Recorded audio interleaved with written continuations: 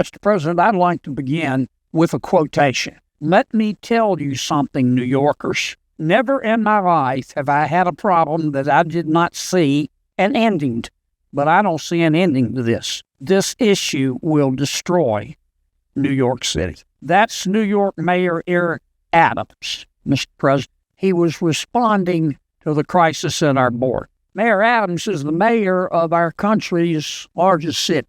Now, New York City is about 2,000 miles from Eagle Pass, Texas, but the breathtaking influx of illegal immigrants into our country and the Secretary of Homeland Security's refusal to detain or deport them has brought New York City to its knees. To its knees. Mayor Adams now knows what Secretary Alejandro Mayorkas won't admit. When reality calls, you can only ignore it for so long. Secretary Mayorkas' actions have had consequences, and time's up. I'm only going to say a brief word about the open bleeding wound that is our southern border, which has been opened wide to unknown people, criminals, to cartels, and yes, to terrorists. Number one, I know you know, Mr. President, that fentanyl is now the number one killer of Americans between the ages of 18 and 45.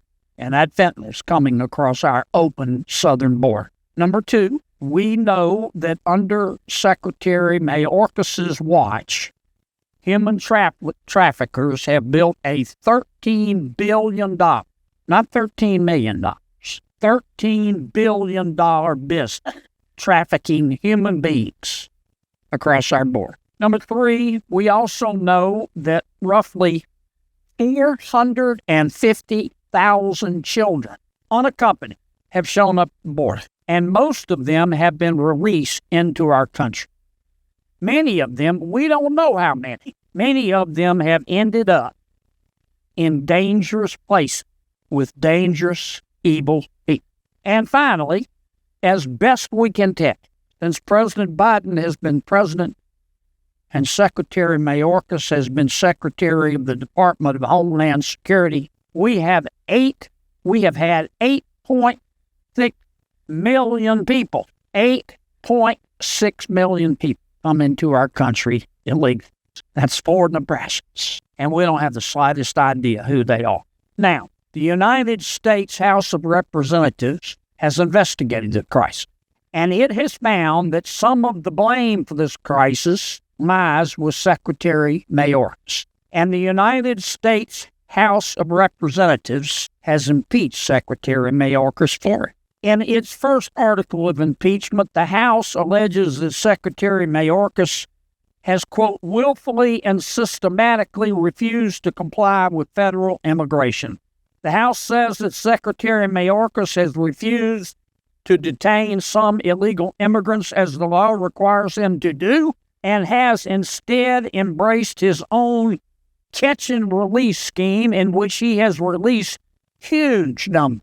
I think any fair-minded American would call 8.6 million people huge numbers of illegal immigrants into the United States. The House says that Secretary Mayorkas has refused to follow unambiguous and clear federal laws that require him to detain illegal immigrants who are subject to deportation for engaging in criminal or terrorism-related behavior.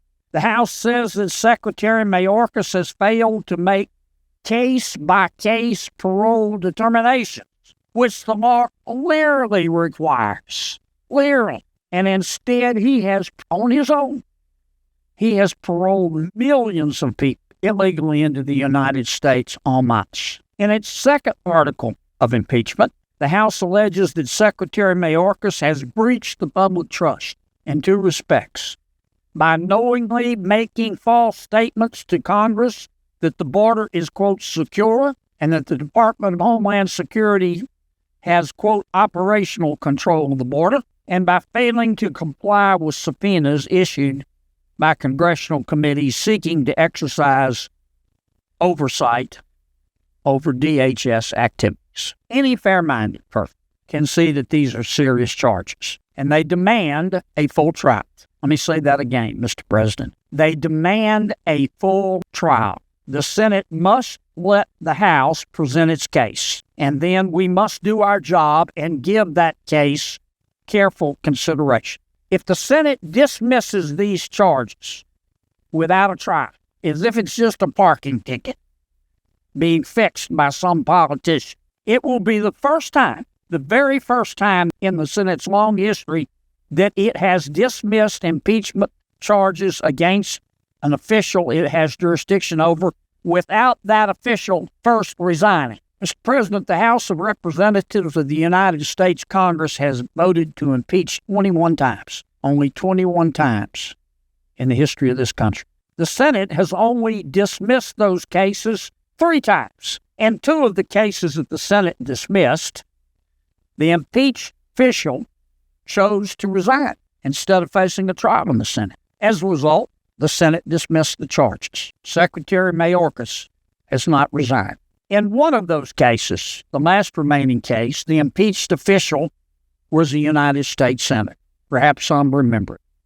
And the Senate concluded that the Constitution did not give it jurisdiction to remove a U.S. Senator through its impeachment process. Now, in this case, everyone agrees that the Constitution gives Congress power to impeach and remove city cabinet secretary. I repeat, the United States Senate cannot and should not turn a deaf ear to the democratically elected members of the United States House of Representatives by dismissing their charges against Secretary Mayorkas without a full and fair trial. Precedent demands a trial, Mr. President. Respect for the House of Representatives demands a trial, Mr. President. Respect for the law, Mr. President, demands a trial. And the American people demand a trial, and they deserve it. The United States Senate should do its job. President, I yield the floor.